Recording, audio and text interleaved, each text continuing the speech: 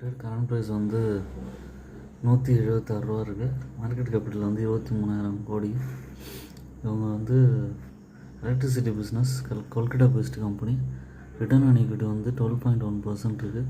Dividend yield வந்து 2.56%. இவங்களோட price வந்து ஒரு 70 ருபீஸ் ரேஞ்சிலேருந்து 180 ருபீஸ் வரைக்கும் ஏறி இருக்குது.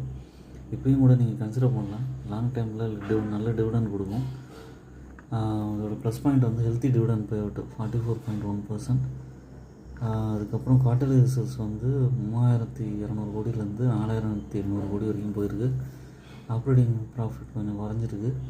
பட் ஆனால் லாங் டேர்ம் பெர்ஸ்பெக்டிவில் பார்க்கும்போது இது ஒரு நல்ல ஷேர் தான். உங்களோட ஓன் அனாலிசிஸ் பண்ணிவிட்டு கன்சிடர் பண்ணுங்கள். I am not a SEBI registered person. என்னோடய சேனல் இன்வெஸ்ட்மெண்ட் ஐடியாஸை வந்து சப்ஸ்கிரைப் பண்ணுங்கள். உங்கள் ஃப்ரெண்ட்ஸ்க்கெலாம் ஷேர் பண்ணுங்கள், லைக் பண்ணுங்கள். என்கரேஜ்மெண்ட்டாக இருக்கும். தேங்க்யூ.